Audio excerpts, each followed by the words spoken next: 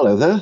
As you can see here, we'd like to talk about rates of change and derivatives. So this is the very start of our studies on differentiation. Okay, perhaps I can begin with a quick sketch of a very simple straight line graph. As usual, have x on the horizontal, y on the vertical. Maybe I can sketch the graph like so. It's a decent effort at a straight line, better than what I normally do. Why don't we pick 2 points on this straight line? This one, and maybe this one. The straight line, well, it starts here at A, and we can mark the end of it there, B. Okay. So what we'd like to do is to know what is the gradient here, okay?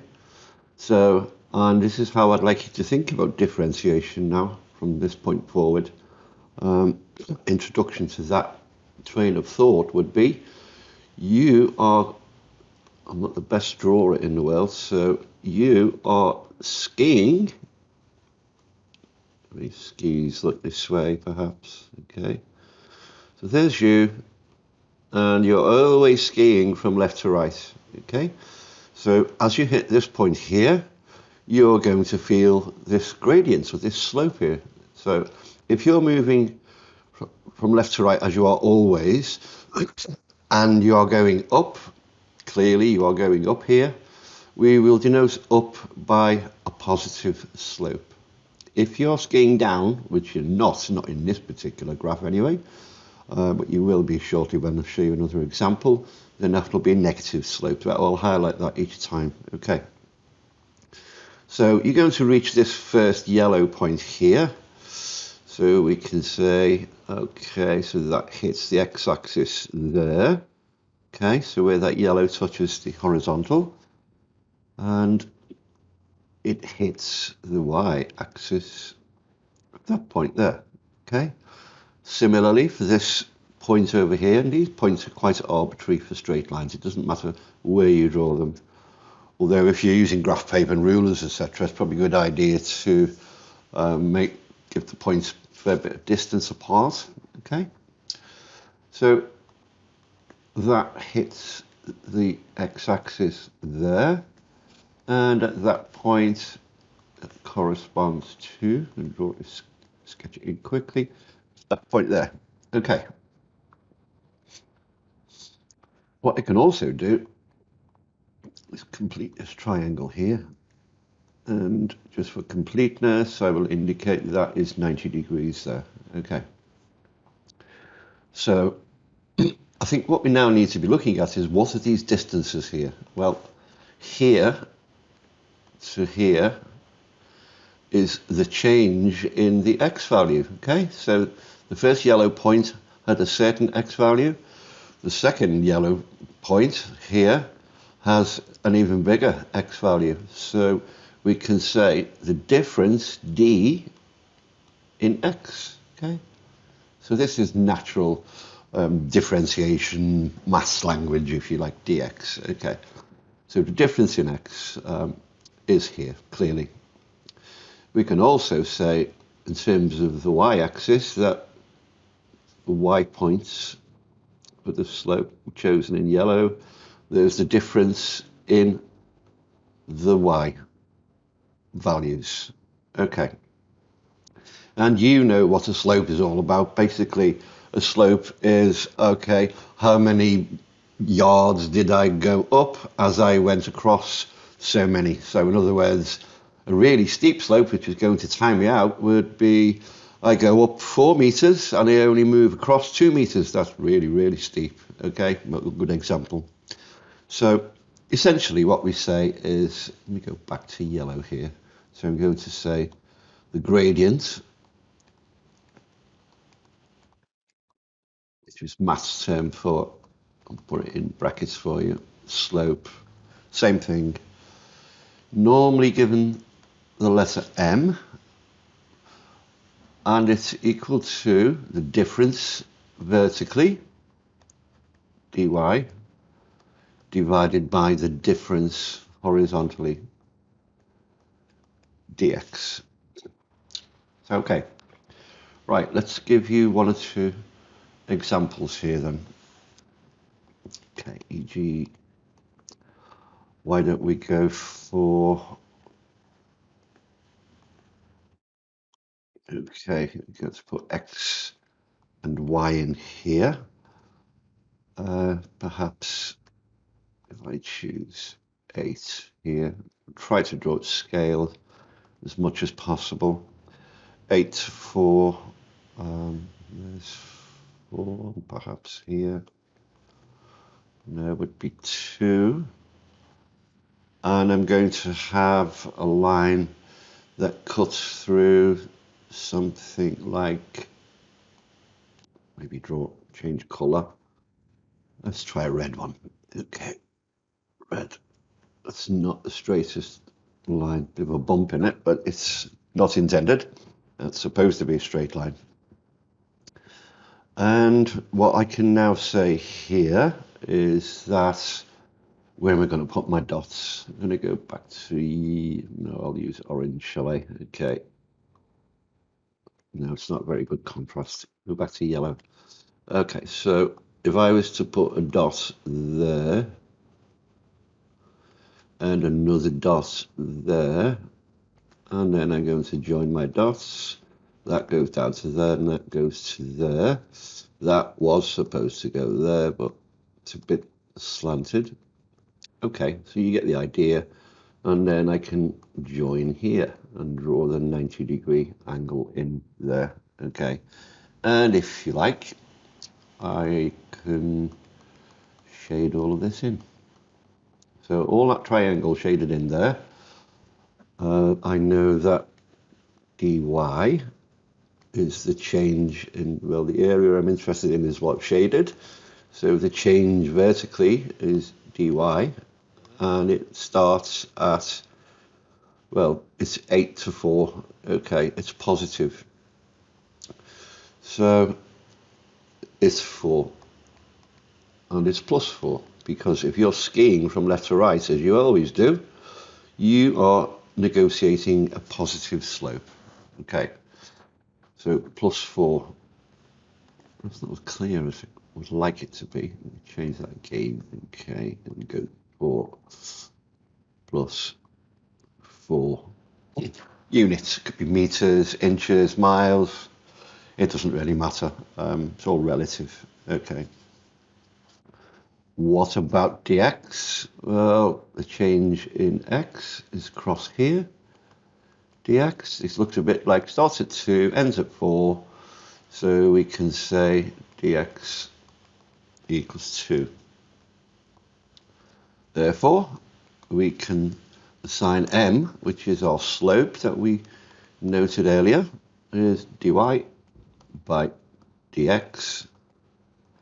And it's 4 over 2. We don't see a sign, so therefore we infer this to be positive, okay, plus 2. So this thing has a gradient or slope as you're moving up across the line of plus 2.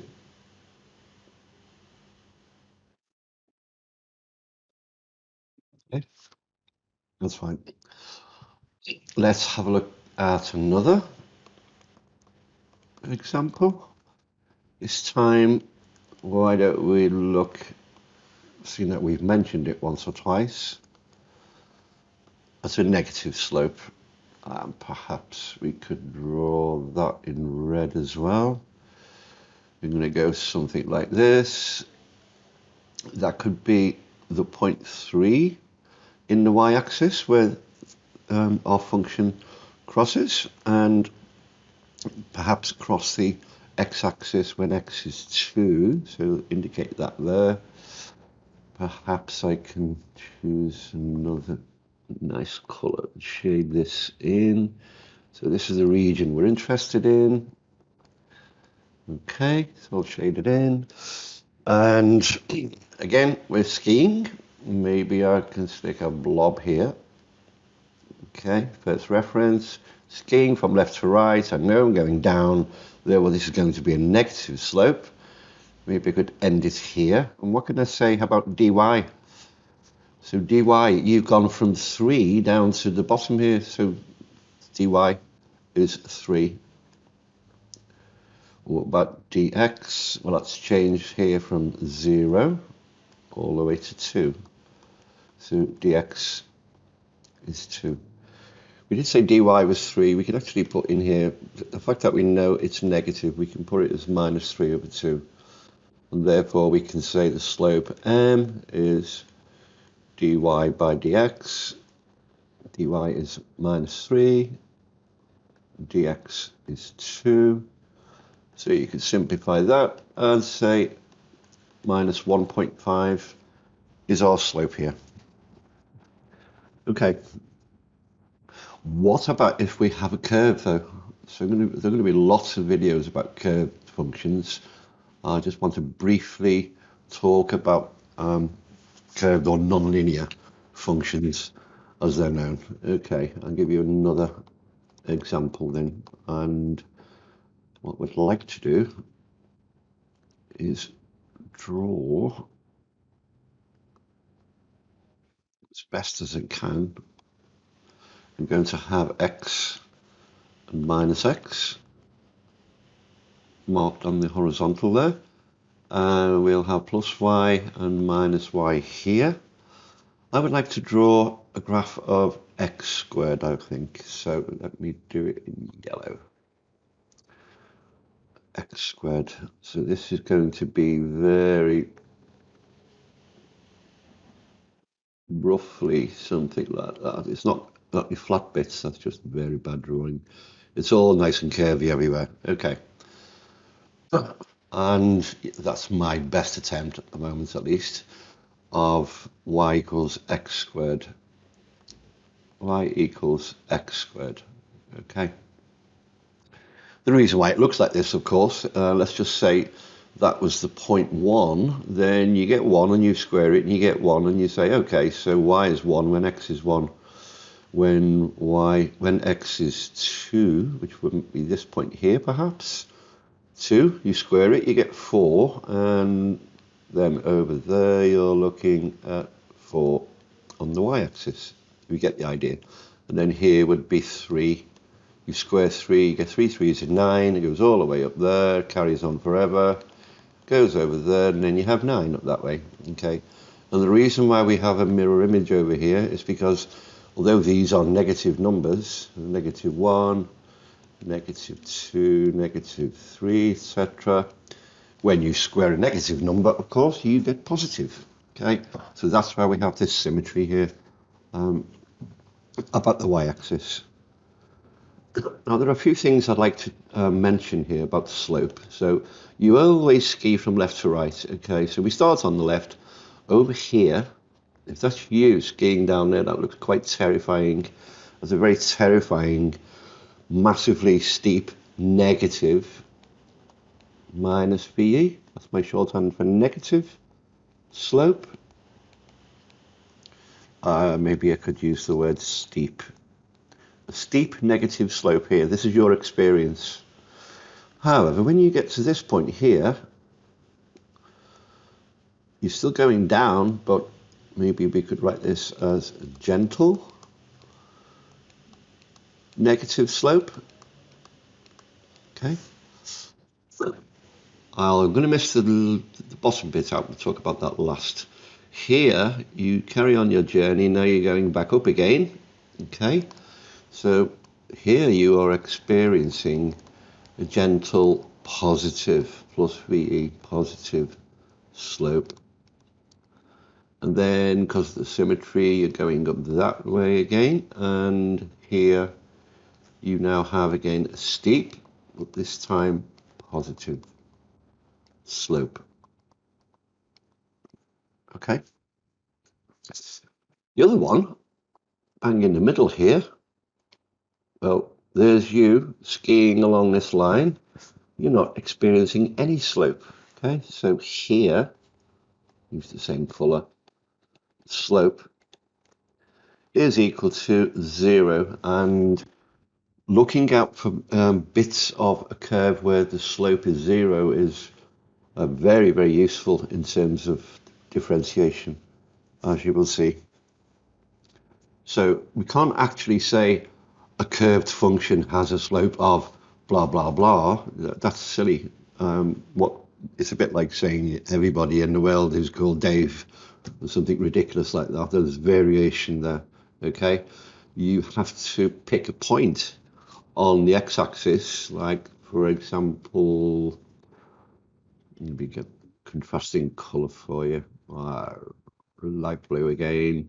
So you pick a point here and you go, okay, I can determine the slope there. And then what you then do is you get a tangent, which looks a bit like that. You have to draw a tangent at that point to that particular section of the function. And you determine dy by dx only at that point. It's going to vary everywhere.